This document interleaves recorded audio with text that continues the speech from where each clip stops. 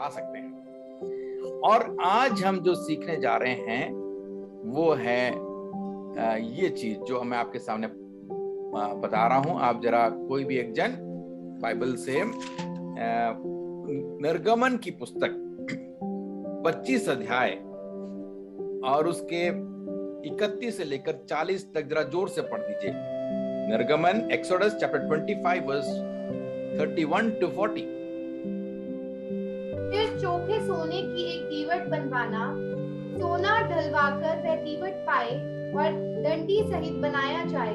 उसके पुष्पकोश, गांठ और फूल सब एक ही टुकड़े के बने और उसके किनारों से 6 डालियां निकले। 3 डालियां तो दीवट के एक ओर से और 3 डालियां उसके दूसरी ओर से निकली हुई हो। एक एक डाली में बादाम के फूल के समान 3-3 पुष्पकोश, एक एक गांठ और एक एक फूल हो। दीवट से निकली हुई 6 डालियों का यही आकार या रूप हो और दीवट की डंडी में बादाम के फूल के समान 4 पुष्पकोश अपनी अपनी गांठ और फूल समेत हो। और दीवट से निकली हुई 6 डालियों में से 2-2 डालियों के नीचे एक एक गांठ हो। वे दीवट समेत एक ही टुकड़े के बने हुए हो। उनकी गांठें और डालियां सब दीवट समेत एक ही टुकड़े की हो। चोखा सोना ढलवाकर पूरा दीवट एक ही टुकड़े का बनवाना और 7 दीपक बनवाना और दीपक जलाए जाए कि वे दीवट के सामने प्रकाश दे। उसके तराश और गुलदान सब चोखे सोने के हो। वे सब इन समस्त सामान समेत किकार भर चोखे सोने का बने और सावधान रहकर इन सब वस्तुओं को उस नमूने के समान बनवाना जो तुझे इस पर्वत पर दिखाया गया है। देखिए, इसको अगर आपको और भी क्लोजली देखना है, जो अभी बहन ने पढ़ा है वो दीपक का जो है एक क्लोजअप है। देखो क्या क्या वस्तुएं वहां पर बताई गई हैं। एक दीपक है जिसके जो 6 ब्रांचेस हैं, और मैं इसको ध्यान से देख लीजिएगा। इसमें फूल हैं, बादाम हैं और उसमें जो बड्स हैं और उसके मेन ब्रांचेस हैं। इन सब को जरा आप देख लीजिए। मैं फिर थोड़ा एक्सप्लेन करना चाहूंगा। काफी सारी बातें इसमें समझाने के लिए है, परंतु मैंने एक मॉडल खुद ही खरीद लिया। और जब मैं इजराइल में गया था, प्रभु के अनुग्रह से मुझे वहां से एक मॉडल मिला। और ये दिखता तो सोने का, पर असली सोने का नहीं है। ऊपर सोने का ये पेंटिंग कर रखा है, पर इतना महंगा तो हम नहीं ले सकते। फिर भी ये समझाने के लिए एक छोटा सा मॉडल मैं इजराइल से लेकर आया था। अब देखिए, ये चीज आपने पढ़ा है।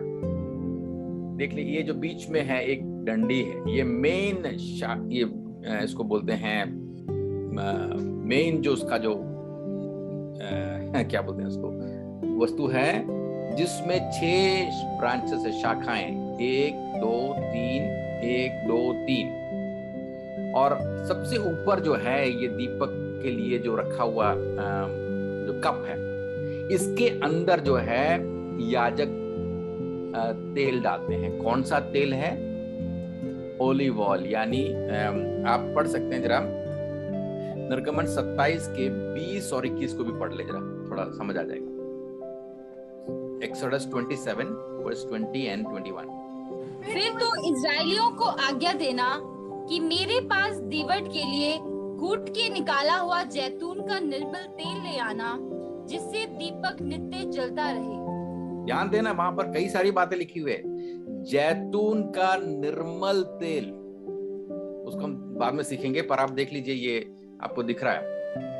ये जो कप्स के अंदर, ये 7 कप्स हैं ऊपर, और सभी में जैतून का निर्मल तेल डालना। इसमें बहुत गहरी बात छुपी है। कितने ब्रांचेस है? कुल मिला के 7 है।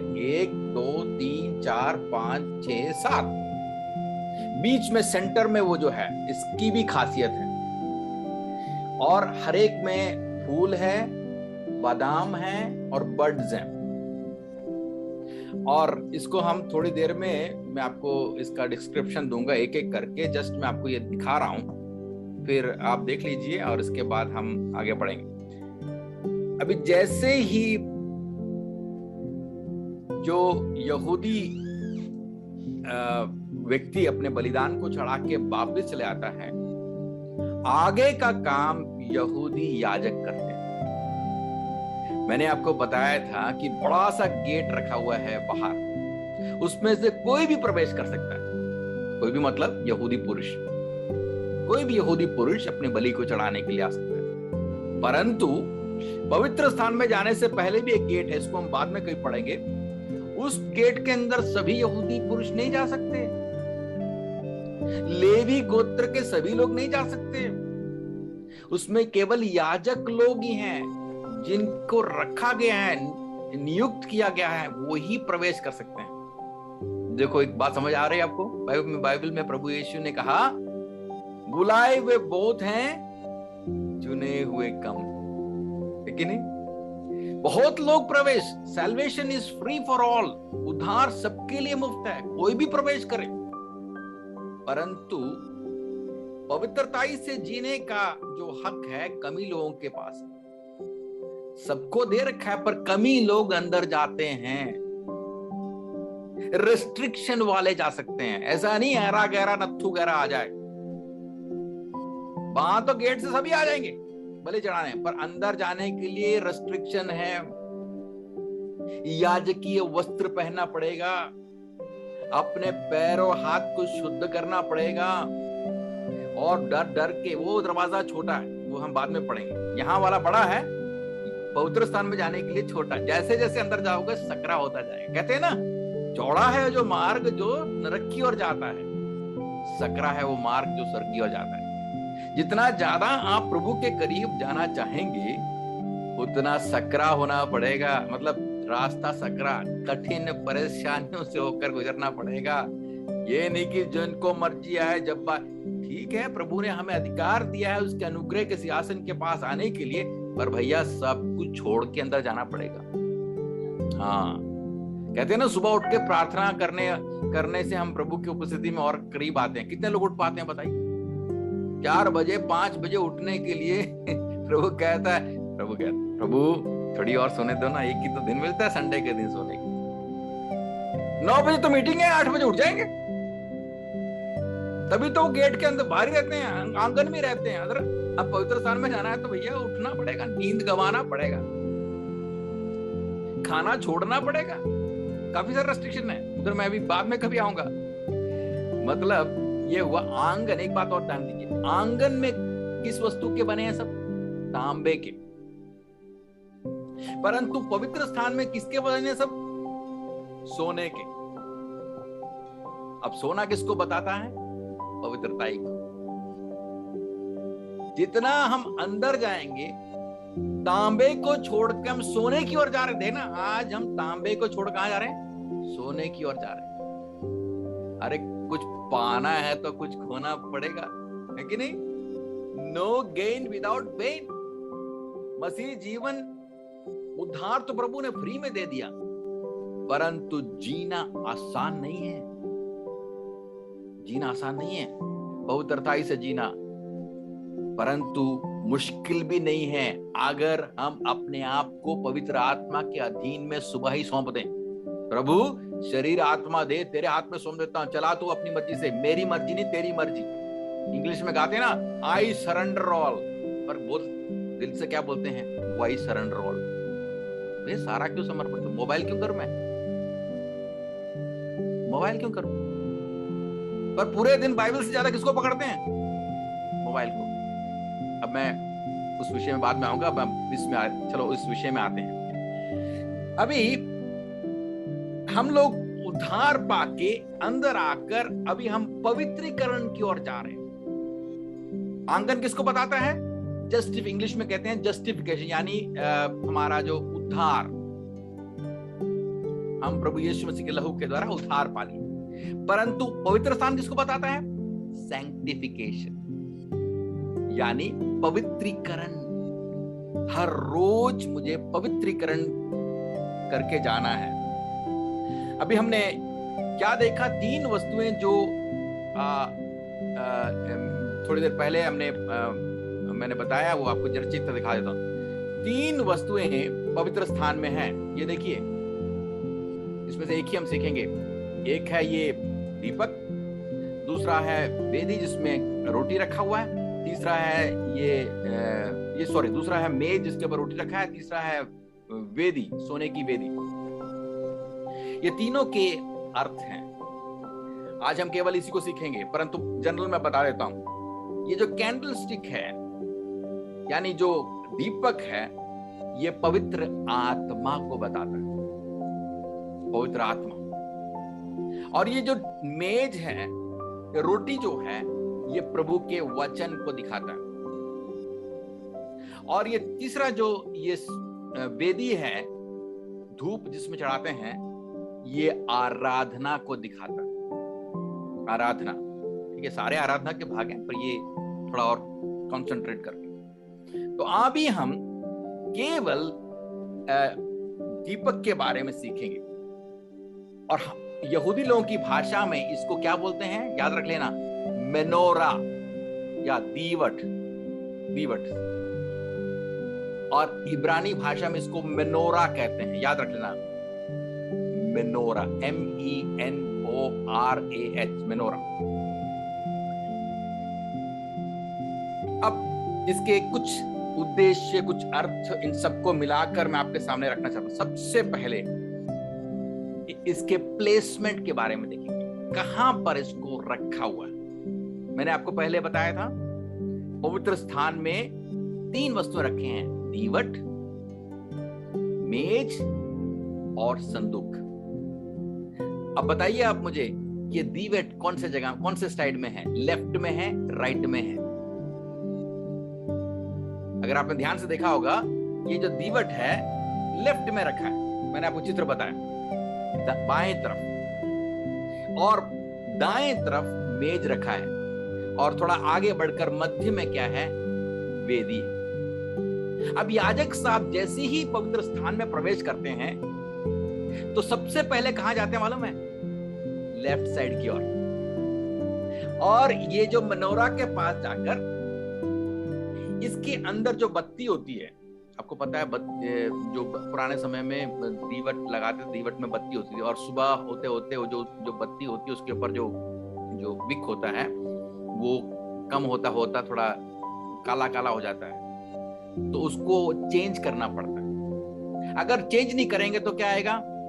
धुआं आएगा, स्मेल आएगा, दीप मतलब प्रकाश नहीं दिखेगा अच्छी तरह।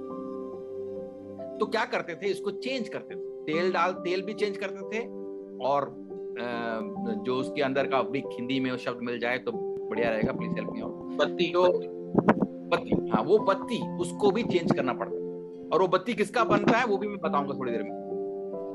बहुत गहरी बात मैं सीखा तो मैं एकदम इसमें एकदम लिप्त हो गया। मैंने कहा प्रभु मजा आ गया। आप पता नहीं कितना मैं बता पाऊंगा आज, फिर भी कोशिश कर रहा हूं मैं।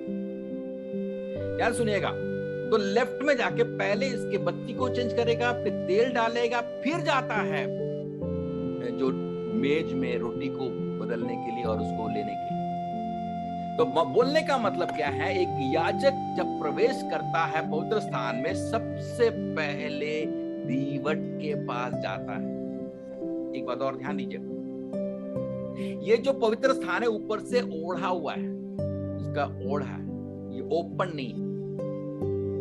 जबकि आपने देखा था कि जो आंगन है जहां पर बलि चढ़ाते हैं और जो पैर धोने के लिए, वो ओपन एयर है। ओपन एयर है मतलब ऊपर से खुला हुआ है, और वहां पर प्रकाश कहां से आता है? सीधा ऊपर से आता है, नेचुरल लाइट है ना, ऊपर से आने वाला। पर अभी जब इसके अंदर गए तो बाहर का लाइट नहीं आ रहा, सूरज की रोशनी नहीं आ रही, ये अंधेरा है अंदर से। पर इसके अंदर ये दीवट से आने वाली रोशनी है, जिससे पूरा पवित्र स्थान जो अंदर का जो है सेकंड स्टेज, वो चमकता है। अब मैंने यहां 2 लाइट लगा रखी, एक ये है और एक ये है। अभी देखो डार्क हो गया क्या? अब ये लाइट को मैंने ऑफ किया, अब मैं ऑन करता हूं तो थोड़ा प्रकाश आ रहा है। लाइट का अर्थ मालूम चल गया ना? कईयों के चेहरे को देख के मैं देख नहीं पा रहा कि आप बैठे हैं कोई और बैठा है, क्योंकि लाइट नहीं पड़ रही आपके मुंह पे। पर कईयों की लाइट पड़ रही है, इससे आपका चेहरा क्लियर दिखाई दे रहा है, कईयों के तो स्क्रीन ही ब्लैंक है। इसका मतलब लाइट का बहुत फर्क मतलब असर होता है। आजकल हमारे पास ये आर्टिफिशियल है, ये मैन मेड लाइट है, परंतु उन दिनों में आंगन के लिए प्रभु ने सूरज की रोशनी दी थी। पवित्र स्थान के लिए सूरज की रोशनी नहीं आ सकती। कौन सी रोशनी आएगी? ये दीवट की मनोरा की रोशनी। और मनोरा किसको बताता है बताइए? पवित्र आत्मा को। भैया अंदर जाना है, अंदर बाहर की रोशनी नहीं आएगी। देखो, बाहर का दिमाग लगाने से पवित्र स्थान की सत्य बातों को समझ नहीं पाओगे। कितने लोग समझ रहे हैं ये बात? बाइबल की गहरी बात को समझना है तो हमारा क्रिटिकल माइंड लगा कर नहीं समझेंगे। देखो, मैं ये नहीं कह रहा कि हमें इसको क्रिटिकल नहीं पढ़ते हैं, परंतु इतना ज्यादा क्रिटिकल मत बना दीजिए कि जो समझा वो भी भूल जाए। जो कुछ लोग समझ रहे हैं मैं क्या बोल रहा हूं। भैया इसको समझने के लिए सूरज की रोशनी से नहीं होगा, इसको समझने के लिए मनोरा की रोशनी से होगा। मुझसे पुकार, मैं तुझे बड़ी बड़ी गुप्त बातें बताऊंगा। यिर्मयाह 33:3। यानी दिमाग भी यूज करना है, ये नहीं मैं नहीं करना, परंतु ये वचन पवित्र आत्मा के द्वारा लिखा गया है। पवित्र आत्मा से बोले प्रकाशन दे। एफेसियों 1 के 17-18 में पौलुस प्रार्थना करते हैं एफेसियों के लिए, कलीसिया के लिए, हे प्रभु इनकी आत्मिक अंदर की आंखों को ज्योतिर्मय कर। विश्वासियों के लिए प्रार्थना कर रहे हैं, अन्य जातियों के लिए, एफेसी विश्वासियों के लिए, कि इनकी आत्मिक अंदर की आंखों को ज्योतिर्मय कर। यानी आप समझेंगे, बच्चों के, छोटे बच्चों के आंखों में क्या लगाते हैं? काजल लगाते हैं ना। माफ करना गलती होगी तो। क्यों लगाते हैं? क्योंकि चाहते हैं कि बच्चों की आंखें थोड़ी रोशनी अच्छी हो जाए। तो सुरमा भी बोलते हैं ना, क्या बोलते हैं, क्या पता नहीं क्या क्या बोलते हैं मुझे, पर कुछ भी हो, उससे क्लैरिटी के लिए, और शो के लिए नहीं मैं कह रहा, क्लैरिटी के लिए कुछ हमारे लोग जो लगाते हैं। इसीलिए कई लोगों की आंखें हैं परंतु क्लैरिटी नहीं। अब मैंने ये ऐनक निकाल दिया तो मुझे दिख तो रहा है पर क्लैरिटी नहीं है। अब ऐनक लगाते मेरी क्लैरिटी आ गई। ये उम्र के हिसाब से होता है ना। अब प्रभु ने भी हमें बोला दिखता तो है, अंधे को बोला दिख रहा है, हाँ दिख रहा है, पेड़ जैसे दिख रहा है, तो जो पेड़ जैसे मुंह हो रहे हैं। फिर प्रभु ने दोबारा टच किया, अब बोला क्या दिख रहा है? हाँ अब सही दिख रहा है। कुछ लोगों को डबल टच की जरूरत है। ये केवल पवित्र आत्मा मेनोरा से ही, रोशनी से ही मिल पाएगा। ये रोशनी के ताक में सुबह सुबह लगे रहना। पहली एंटर करते हुए सीधा वचन में जाने से पहले प्रभु से बोलना, पवित्र आत्मा वचन पढ़ रहा हूं, मेरे दिमाग में खोल, प्रकाश दे ताकि मैं गहरी बातों को समझ लूं। लाइट नहीं, लाइट डिम है, 0 वाट का बल्ब है प्रभु जी, 100 का बना दे, 500 का बना दे। अब पवित्र आत्मा से मांगोगे तो वो हमको 500 का 1000 का भी दे सकता है, पर उसके लिए अंदर प्रवेश करना है, उसके लिए घुटने में बैठना है, उसके लिए सुबह सुबह उठना पड़ेगा, उसके लिए रोना पड़ेगा, उसके लिए कुछ त्यागना पड़ेगा, तब जाकर इसकी रोशनी चमकेगी। समझे मेरी बात? पहला पुरोहित उधर क्यों जाता है, समझ गए ना? पहले लेफ्ट में जाता है, लाइट जलाता है, बत्ती जो उसकी निकली है उसको सीधा करके नया लगाता है। हमारे कई लोगों की बत्ती जो है कई सालों से लगी हुई है, उसमें धुआं चढ़ा हुआ है, और बोलते हैं तेल भी है, तेल भी खत्म हो गया, बत्ती भी पुरानी हो गई है, वो एकदम काली काली हो गई है। मैं अनुरोध करूंगा कि प्रभु के फजल के ऊपर भरोसा रखते, प्रभु से बोले बत्ती चेंज कर दे प्रभु, नया लगा दे, नया तेल भी थोड़ा फ्रेश डाल दे, फ्रेश। हम नहीं मांगेंगे तो नहीं देगा वो, हम मांगेंगे तभी देगा। इसलिए कहते हैं मांगो तो दिया जाएगा। क्या मांगना है? वहां पैसे के लिए नहीं लिखा हुआ, वहां पर पवित्र आत्मा के लिए दिया हुआ है। हाँ बाबू, 1947 में मैंने 1947 में मैंने पाया था क्या अन्य भाषा, उसके बाद वही फटा पुराना वही बोल रहे हैं। पुराना वाला अन्य भाषा। अरे भैया नया वाला पाओ, नई भाषा बोलिए। कितने लोग समझ आ रहा है? जिसको समझ आ रहा है आमीन बोल सकते हैं। मैं कोई गलत नहीं बोल रहा, मैं इसलिए बोल रहा हूं कि वही पुराने में क्यों ए फॉर एप्पल में बैठे, नया नया सीखो। सिखाने वाला प्रभु है। कई साल पहले मैं एक वचन लेकर प्रचार करता था, कौन सी 5 रोटी और 2 मछली। जहां भी गए यही प्रचार। मेरी बीवी बोलती है बंद करो, 5 रोटी 2 मछली, नया वाला करो। उन्होंने तो सुन के पक गए हो। कहते रोज ही तुम 5 रोटी 2 मच्छी कर रहे हो, 5 रोटी 2 मच्छी, नया वाला कुछ दो लो। तो मुझे अकल आई, यार सही बात है, थोड़ा बैठना पड़ेगा, नया प्रचार बनाना पड़ेगा। ये 5 रोटी 2 मच्छी में बैठे हुए हैं। दाऊद के 5 पत्थर, कई लोगों के पास यही है, दाऊद के 5 पत्थर। फिर कई लोगों के पास यहोवा मेरा चरवाहा है, हर संडे को क्या वही है, चरवाहा ही है। भाई नया भी तो कुछ दो, गहरी बातों को दो। दूध पिला रहे हैं, मीट भी तो दो कलीसिया के लोगों को। तब देंगे जब ये लाइट पड़ेगी। लाइट आगे बढ़ रहा हूं। दूसरी बात, इसके प्लेसमेंट के बाद मैं बताना चाह रहा हूं कि ये इसके फॉर्म के बारे में, यानी ये किस चीज कैसा बना है, इसकी रीतियां, द मेक। अब जैसे आपने पढ़ा थोड़ी देर पहले, इसके टोटल मिला के 7 ब्रांचेस, 1 2 3 4 5 6 7। और इस 7 ब्रांचेस में हर एक के बारे में अगर आप देखें तो इसमें बादाम है, फूल है, फिर उसके ये है। इसको आप काउंट करके देखना। आप काउंट करके देखेंगे तो आपको एक बात मालूम चलेगी। मैं इसके बारे में थोड़ा विस्तार से बता देता हूं, आप देख लेना। इसके अंदर 7 जो ब्रांचेस हैं, दीवट हैं, और उसके जो ऊपर जो हैं 9 फूल हैं, 11 फल हैं, 22 कप हैं। ओके, ये सब मिलाकर जब आप टोटल करते हैं, ये तीनों में मिलाकर 27 है। 9 3 27, और इसमें मिलाकर 9 3 27, 27 इसमें तीनों में और 27 इसमें, और बाकी ये भी मिलाकर कुल मिलाकर 66 है। कर लेना बाद में मैथमेटिक्स, टोटल कर लेना। फूल, बादाम, बड्स और कप्स, ये सबको वहां पर दिया हुआ है। इसमें सभी को मिलाकर देखेंगे तो 66 है, 66। और इस साइड 27 है, इस साइड 27 है, और ये 27 और ये बीच वाले को मिलाकर 39 है। कुछ समझ आया? क्लिक हो रहा है क्या मैं बोल रहा हूं?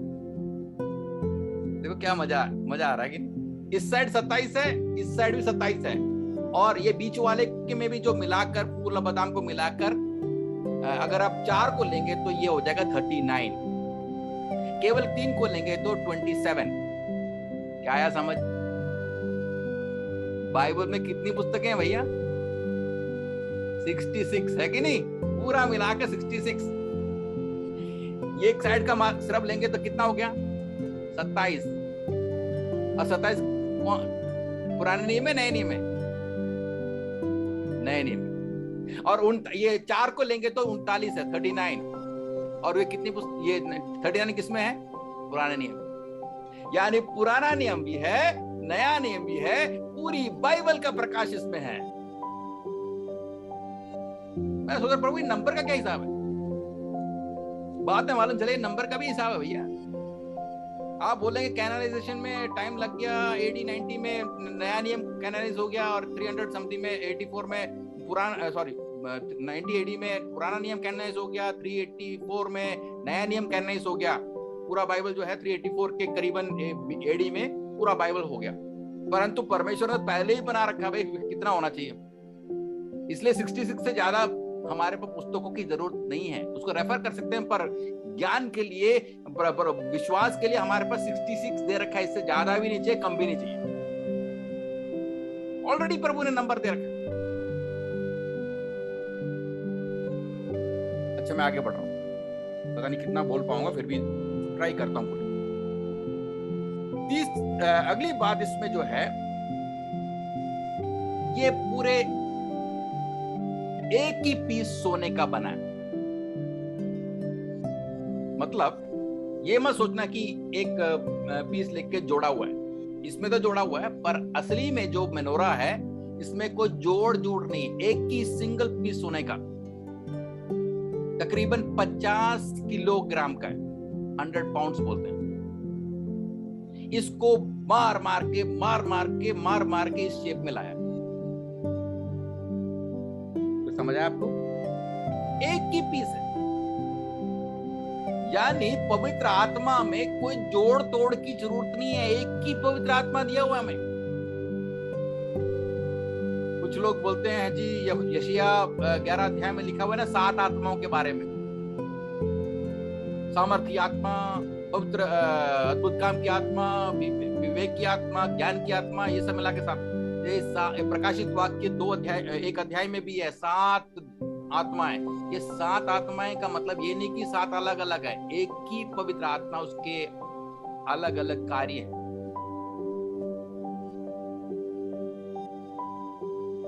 एक ही पीस है सोने का, उसी में ये है। और 7 जो है परफेक्शन को दिखाता है, सिद्धता को दिखाता है, सिद्ध है हमारा परमेश्वर। पवित्र आत्मा एक ही हमारे को दे रखा है, और अगर पवित्र आत्मा एक ही दिया हुआ है, मैं एक पढ़ाऊंगा तो आप दूसरा नहीं पढ़ा सकते। मतलब जो भी मैं पढ़ा रहा हूं वो वचन के आधार पर ही होना चाहिए, ये पवित्र आत्मा ने लिखा हुआ है, इससे हटकर मैं अपना रेवलेशन नहीं बता सकता। मत गलत टीचिंग नहीं होना चाहिए। ये सिंबॉलिक वे में हम बता रहे हैं, कुछ लोग ये ना सोचना कि मैं इस सिंबॉलिक वे में है, चिन्हात्मक रूप में, परंतु पवित्र आत्मा हमें एक बात सिखाता है, और फिर कल को आकर पवित्र आत्मा ये नहीं बोलेगा कि मरियम से प्रार्थना करो, यूसुफ से प्रार्थना करो। कई टीचिंग्स आजकल आ रहे हैं। यही मैंने सुना है कि भारत के एक राज्य में, नाम नहीं बताऊंगा, वहां पर किसी पादरी साहब ने बोला कि जैसे देखो बाइबल खोलना सुबह, और जब खोलोगे तो आपको सिर का एक बाल वहां गिरेगा, फिर उस बाल को लेना, पानी में डालना, यीशु का लहू बोल के उसको छिड़क देना दीवार में, घर शुद्ध हो जाएगा। कहां की टीचिंग है भाई? पता नहीं क्या क्या गलत शिक्षाएं कलीसिया में आ रही हैं। एक ही पवित्र आत्मा दे रखा है। इसीलिए पौलुस कहता है, वचन में लिखा हुआ, दूसरे मसीह लोग आएंगे। ध्यान देना, झूठे मसीह आएंगे, झूठे भविष्यवक्ता आएंगे, कान की खुजली हटाने के लिए लोग संदेश देंगे। सही डॉक्ट्रिन बोलते वक्त लोग कम हो जाते हैं। यीशु मसीह के साथ 5000 10,000 की भीड़ थी, जब वचन बोलना शुरू किया तो वो भी चले गए, 120 भी गया, 70 भी गया, 12 भी गए। फिर प्रभु कह रहे तुम भी जाओ। हार्ड टीचिंग है ना, जाओ। खाने का टाइम तो खूब है भाई, जब वचन की बारी आती है लोगों को नींद आती है और लोग जा रहे हैं। पतरस कहता है कि आपको छोड़ के हम कहां जाएं, कम से कम उसकी तो अकल रही। प्रभु जानता दे नहीं जाएंगे, क्योंकि 12 में से एक ही जाएगा, 11 रहेंगे। हमें क्वांटिटी नहीं चाहिए, क्वालिटी चाहिए, क्वालिटी। मेरे अजीज भाइयों बहनों, प्रभु के दास दासियों, कलीसिया के अंदर बड़ी भीड़ आने से हम खुश होते हैं, परंतु सिर्फ भीड़ के ऊपर केंद्रित ना रहो, क्वालिटी के ऊपर रहो। 2-3 किलो टमाटर ले लिया, पर आधा किलो तो सड़ा हुआ है। बनाएंगे आप लोग खाना? आपके पतिदेव लेके आए 2 किलो टमाटर, उसमें से आधा किलो सड़ा हुआ है, आप अपने पति को क्या बोलेंगे? वेरी गुड, ऐसे ही करना। सब्जी सड़ी भी बनेगी फिर। मतलब एक ही पवित्र आत्मा, एक ही पीस का बना है। इसको प्रभु ने हैमर कर बोला, मूसा को बोला इसी को हैमर करके इसके साथ ब्रांचेस बनाना। कोई मेकअप नहीं, कोई चेंजेस नहीं। आगे जाना पड़ेगा, टाइम भाग रहा मेरा। और ये किसका बना है? हमारा शुद्ध सोने का, प्योर गोल्ड। गोल्ड तो प्योर होता है, पर इधर क्लियर है कि शुद्ध, ये शुद्ध नहीं है। ये तो मैंने ऐसी सस्ते में खरीद लिया, परंतु जो असली मनोरा है उनका शुद्ध सोने का ऑलमोस्ट 50 किलो। यानी हमारे पास जो पवित्र आत्मा दिया है इसमें कोई मिलावट नहीं है। आजकल हर चीज में मिलावट है ना, खाने में मिलावट है, दूध में मिलावट है। आजकल पता नहीं ओरिजिनल क्या है, डुप्लीकेट है क्या है, वो नहीं समझ आ रहा। हमारे घर में जम्मू में दूध वाला दूध लेके आता पानी डाल के, तो मेरी मम्मी ने पूछा भाई ये क्या है, तुम बहुत पानी डालते हो आजकल। बोले क्या करे साहब, आजकल भैंस बहुत पानी पी रही है। क्या कर रही है? भैंस पानी पी रही है। बहाना देखो, भैंस पानी पी, सीधा पानी दूध में जा रहा है। हमारे एक टीचर साहब थे देहरादून में, वो थोड़ा मजाकिये थे, तो उनके घर में भी कोई दूध लेके आता था पानी मिला के, तो उन्होंने पकड़ लिया, बोला कि भाई तुमको पानी डालना था इधर लाके डालो, हमारे पास प्योर वाटर है, उधर पता नहीं कौन सा नाले का डाल रहे हो, इधर लाओ, इधर मैं देता हूं, आप डाल के फिर मैं दे देना मुझे। दूध में मिलावट, यहां तक कि जहर में भी मिलावट। लोग खाते मर रहे नहीं है। नोट में मिलावट, जहर में भी मिलावट। चूहा खा रहा है पर क्या हो रहा है? मर नहीं रहा, खा खा के मोटा हो रहा है। तेरे मेरे लोगों, बाइबल वचन को भी सिखाने में मिलावट हो रहा है, मिलावट हो रहा है। लेकिन नहीं, मैं सही बोल रहा हूं? जहां मिलावट वाली टीचिंग है वहां पर अच्छा है। आजकल एक टीचिंग निकली है ग्रेस, कुछ भी कर लो, संडे के दिन आकर प्रभु से माफी मांग लेना, हो गया काम। प्रभु अनुग्रहकारी है। गलत गलत। प्रभु अनुग्रहकारी तो है, परंतु ये नहीं कि तुम जानबूझ के गलती करो और उसके लिए प्रभु क्षमा दे, वहां पर गलती नहीं करना। हमारे जीवन में एक बात को ध्यान देना कि परमेश्वर ने हमें क्यों बुलाया है। तो परमेश्वर हमको ये चाहता है कि किसी चीज में मिलावट नहीं करना। पवित्र आत्मा शुद्ध सोने का है, इसमें कोई खोट नहीं है, नहीं तो मुझे और आपको हिसाब देना पड़ेगा। गलत टीचिंग देने वालों को एक दिन हिसाब देना पड़ेगा। साधारण विश्वासी लोग वही सुन रहे हैं जो पादरी साहब सुना रहे हैं। उनको लगता है कि ये प्रभु बोल रहे हैं। पादरी साहब बोल रहे हैं कि चलो जी स्वर्गदूतों से दुआ करो। हमारे जम्मू की कलीसिया में 2-3 लोग आए ढोलक लेकर, मेरे पिताजी को बिना पूछे किसी के घर में घुस गए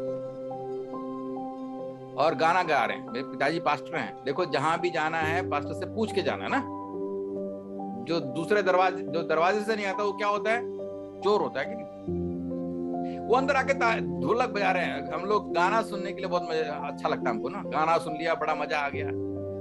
उसके बाद वो घर के बहन जी के लिए दुआ कर रहे हैं। उन्होंने बाइबल को ऐसे रखा और बोल रहे, हे जिब्राइल उतरा। जिब्राइल को बुला रहे हैं। यीशु मसीह तो साइड में हो गया, जिब्राइल को बुला रहे। मेरे अजीजों, ये सारी बातें फलानी इसलिए कि वचन नहीं जानते। वचन नहीं जानेंगे तो अलग गलत शिक्षा। इसलिए बाइबल कॉलेज में पढ़ना अच्छी बात है। अगर नहीं मौका मिला तो ऐसे जो मौके पास्टर जॉन वर्गीस जो अरेंज कर रहे हैं, अटेंड करिए। कितने अच्छे अच्छे टीचर्स पढ़ा रहे हैं, उनसे सीखिए। घर में बैठे बैठे हम सीख सकते हैं। नोट बनाइए, और ये सुन के नहीं निकलना, आप नोट बनाइए। कई लोग बना रहे हैं, उनके लिए धन्यवाद करते हैं। या फिर याद रखें तो और भी अच्छी बात है। आप दूसरों को सिखाए, ये है बच्चे में लिखा हुआ, नहीं तो बहुत डुप्लीकेट आ जाएगा। आगे बढ़ रहा हूं मैं। और ये बहुत कीमती भी, ये सोना जो है बहुत कीमती। ये जो फर्नीचर है वहां का बहुत कीमती है। नो मिलावट, बहुत कीमती।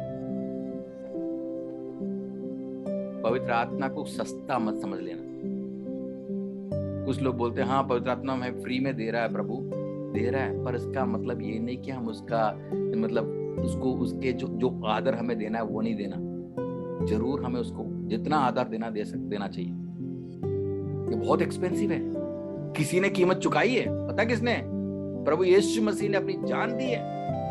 इस कारण से हमको फ्री में मिल रहा है। नहीं तो हमें कितने पापड़ बेलने पड़ते, कितने पहाड़ चढ़ने पड़ते। बताओ, लोग पहाड़ चढ़ रहे हैं, बलि चढ़ा रहे हैं, कितना कष्ट उठा रहे हैं। आप जानते हैं हमारे भारत, पर किस लिए भी उठा रहे हैं? किसी तरह मोक्ष मिल जाए। पर आपको घर बैठे बैठे मिल रहा कि कोई कीमत चुकाया? सिर्फ इतना ही चुकाया कि मन में विश्वास किया, मुंह से बोल दिया कि यीशु मसीह प्रभु है। जब हमें ये फ्री में मिला है तो इसकी कीमत को हम भूल जाते हैं। प्लीज नहीं भूलना, ये बहुत एक्सपेंसिव है, बहुत एक्सपेंसिव है। इसलिए कहते हैं पवित्र आत्मा को दुखी नहीं करना, पवित्र आत्मा को बुझाना नहीं, जिसके साथ हमें अनंत काल के लिए हमारे ऊपर सील मार रखा है प्रभु ने। अगर गलती होगी तो प्रभु से माफी मांगना। प्रभु, इतने बड़े एक्सपेंसिव चीज को मैं लेके चल रहा हूं, इतना महंगा, पूरे फर्नीचर में महंगा चीज ये है, और मैं जानता ही नहीं प्रभु अंदर मेरे पवित्र आत्मा है। और फिर भी जब भी कोई मेरे से गुस्सा कर रहा है, तुरंत गुस्सा कर देता हूं, भैया आप गुस्सा कर रहे हैं, अंदर पवित्र आत्मा दुखी हो रहा है। जब किसी के साथ नफरत रख रहे हैं, अंदर पवित्र आत्मा दुखी हो रहा है। जब हम अपवित्र चीजों को खाते हैं, पीते हैं, कर रहे हैं, तब अंदर पवित्र आत्मा दुखी हो रहा है। अपवित्र सोच आते हैं, पवित्र आत्मा दुखी हो रहा है। एक्सपेंसिव चीज है, ध्यान देना। आप अपना एटीएम क्रेडिट कार्ड कहां रखते हैं? घर का जो पेपर है कहां रखते हैं? छुपा के रखते हैं, बहुत एक्सपेंसिव है, गुम गया तो गया। इसलिए हमें समझना है ये शुद्ध है, इसमें कोई खोट नहीं है, ये बहुत महंगा है, और ये इसमें से प्रकाश निकलता है ना, इसमें से प्रकाश निकलता है। ये बत्ती में, ये दीवट में प्रकाश निकलता है।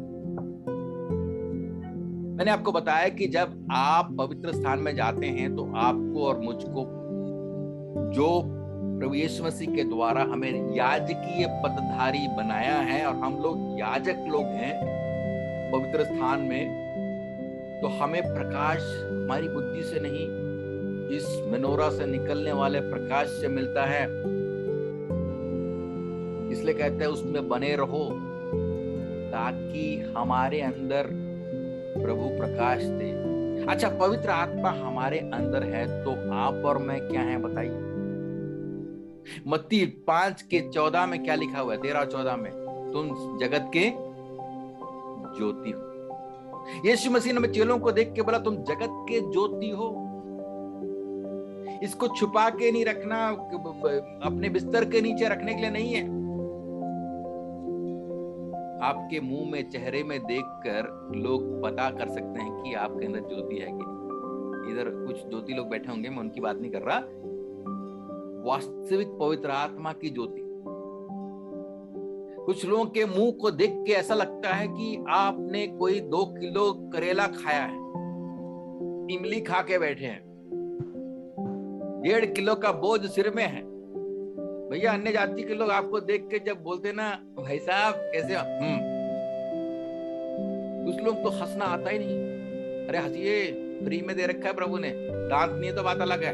अगर फिर भी हंस सकते हैं, मुस्कुराइए। हाँ, सारा भी मुस्कुराई थी बुढ़े में। हाँ, तो अब्राहम तो गिर के हंस रहा था, क्योंकि प्रभु ने बोला तेरे को बच्चा मिलने वाला है, तो गिर के, पेट के बल गिर के हंस रहा था। हंसने की कोई उम्र नहीं है। और ये खुशी जो है संसार की खुशी नहीं है, ये पवित्र आत्मा की खुशी है। प्रकाश दिख रहा है, प्रकाश के चेहरे को देख के क्या चमक और धमक है। भैया मूवी स्टार को देख के मत देखिए, मूवी स्टार ने तो पेंटिंग कर रखा है। उनको असली में देखना, मैंने देखा 1-2 लोगों को असली में फोटो।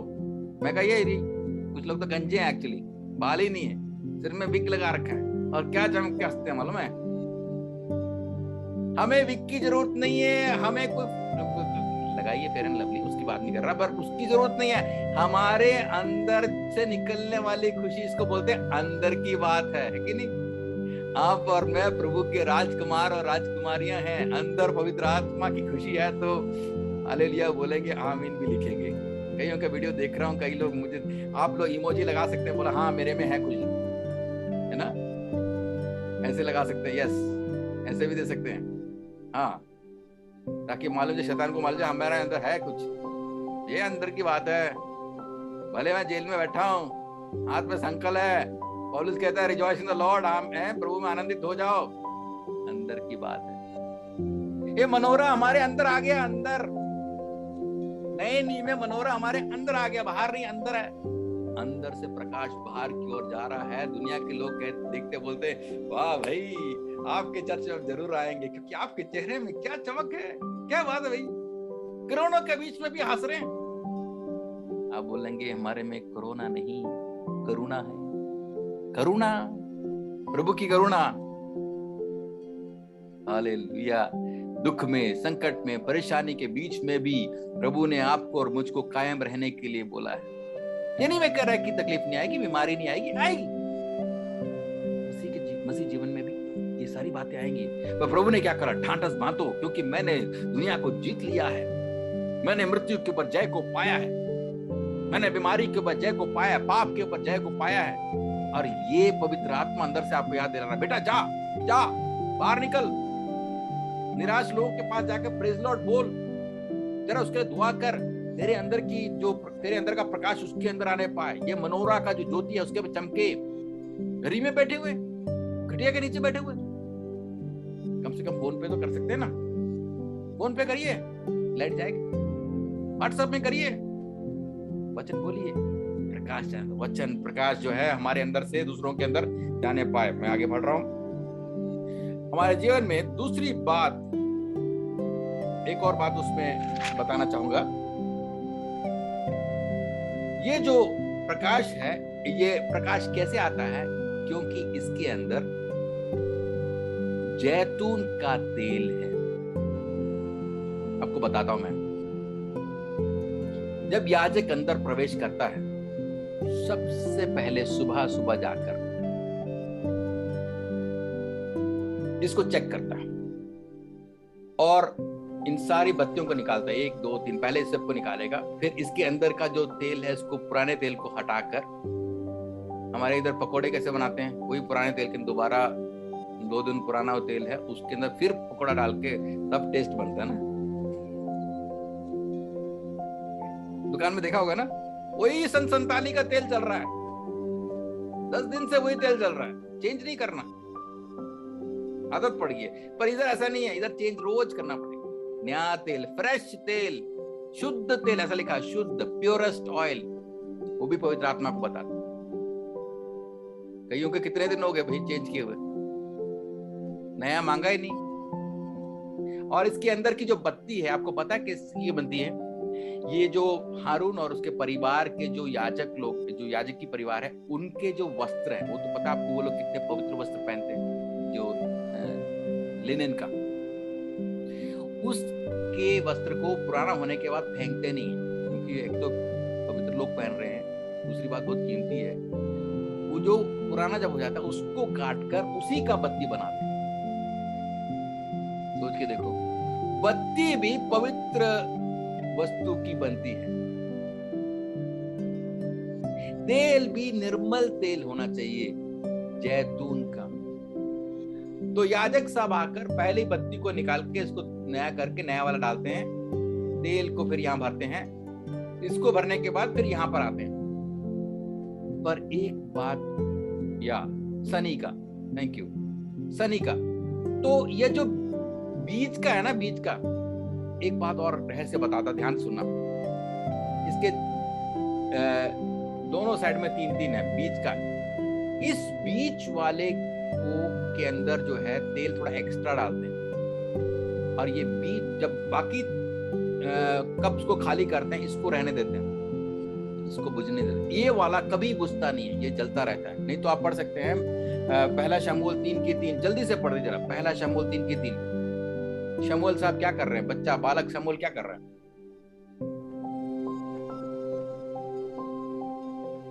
और परमेश्वर का दीपक अब तक बुझा नहीं था, और शमूएल यहोवा के मंदिर में, जहां परमेश्वर का संदूक था, लेटा था। ओके, ये भले ही ये सारे, एक और आयत पढ़ लीजिए, 27, निर्गमन 27,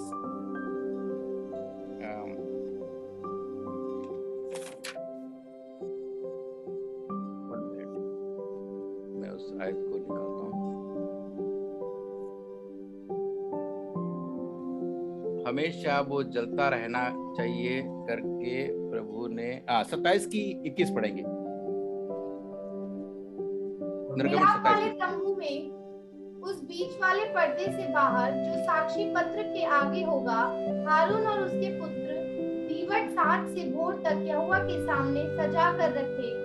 यह विधि इस्राएलियों की पीढ़ियों के सदैव बनी रहेगी। यानी सांझ से सुबह तक। और शमूएल बालक जो है उसने देखा कि ये अभी तक बुझा नहीं है, बाकी सब बुझ जाएंगे तो भी ये बुझता नहीं है रात को।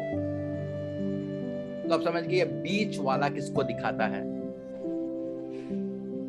अब दूसरे अर्थ से देखा जाए तो बीच वाला प्रभु यीशु मसीह को दर्शाता है, और उसके ब्रांचेस किसको दिखाते हैं, और हम और आपको बताते हैं। क्या लिखा है यूहन्ना में कि वो दाखलता है और हम शाखाएं। जब तक हम उसमें बने ना रहे तब तक फल नहीं लेकर आएंगे। देखिए ये चित्र देखो, दाखलता की तरह ना, एक तरह से बीच में सेंटर में प्रभु यीशु मसीह, और हम सब उसके साथ जुड़े हुए हैं अगर हम उसके दूसरे अर्थ से देखा जाए। और बाकी सब के अंदर से सभी को बुझाने, मतलब तेल भरने से पहले सबको बुझाते हैं, पर केवल बीच वाला बुझता नहीं है, जगा रहता है, रात को भी जलता रहता है, दिन को भी जलता रहता है। और जब ये बुझ जाता है तो इसके अंदर तेल डालने के बाद, बत्ती डालने के बाद फिर जलाने के लिए यहीं से लेते हैं आग को, यहाँ लगाते हैं, फिर यहाँ से आग लेते हैं, यहाँ लगाते हैं। अब आत्मिक अर्थ समझिए आप, हमारे जीवन में भले हम कई बार बुझ जाएं, वो कभी नहीं बुझेगा। पवित्र आत्मा हमेशा रहता है, और अगर आपको और मुझको जगे रहना है तो जुड़े रहें, जुड़े रहें।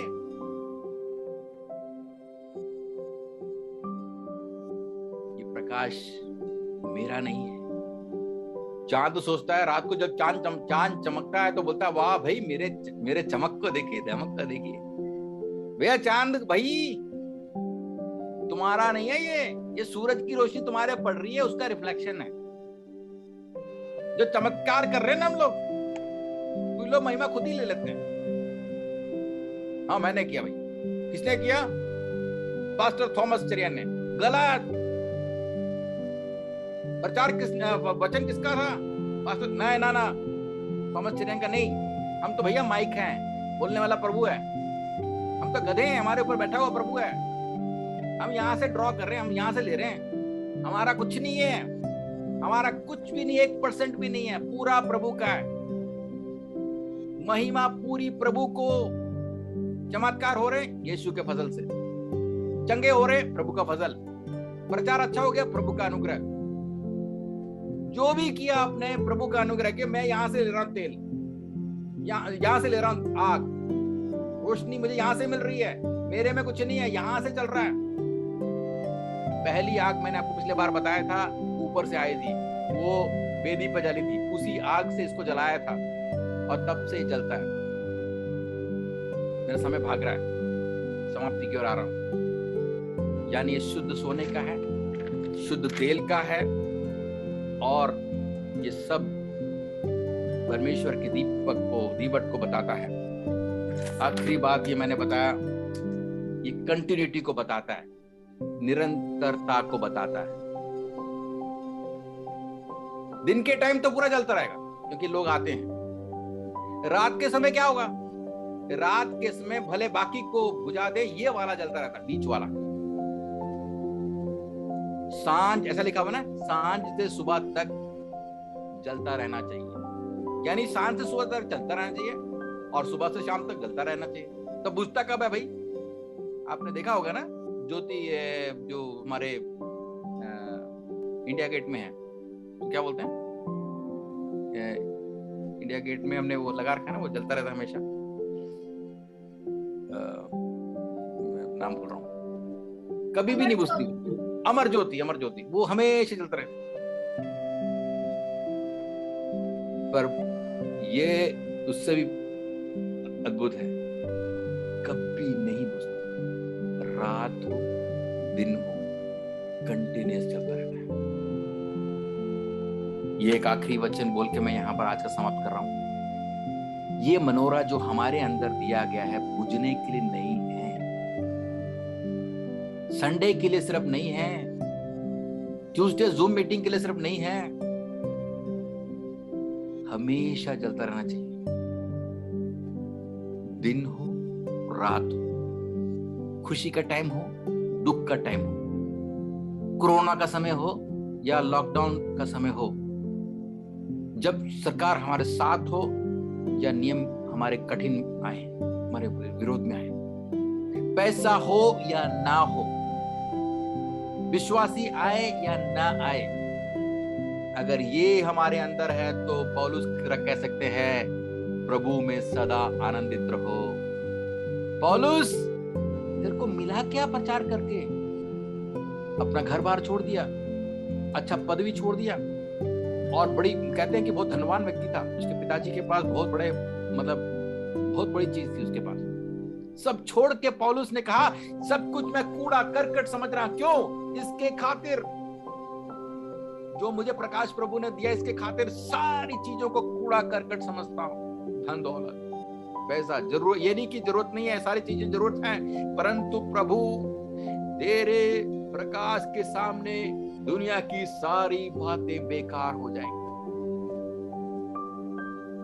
आज और आप और मैं पौलुस की तरह कह सकते हैं, इन सब के बीच में भी मैं खड़ा हूं, तेरा अनुग्रह है प्रभु, मेरी बत्ती में तेल दे प्रभु। Give me oil in my lamp, keep me burning. English में वो कोरस गाते हैं, हिंदी में भी है इसका translation, keep me burning till the break of the day. आज आप में से कितने लोग कहेंगे पास्टर, आप कहेंगे असीम मेरे जीवन में दुख है, परेशानी है, तकलीफ है, सब कुछ मेरा चला गया, पर आपको बताना चाहता हूं सब चला जाए तो भी ये ना जाए, मतलब मेनोरा ना जाए, यानी पवित्र आत्मा की बत्ती ना जाए। यानी जब प्रभु आए अपनी धुरी फूंके तो उस बुद्धिमान कुंवारियों की तरह मेरे बत्ती के अंदर तेल भी होना चाहिए, बत्ती भी होना चाहिए, धुआं नहीं, बत्ती जलता रहूं, दिन हो रात हो, पवित्र आत्मा के अभिषेक से भरते रहो। अन्य भाषा में बात करने का आपको अनुग्रह मिला तो करिए। अभी मैं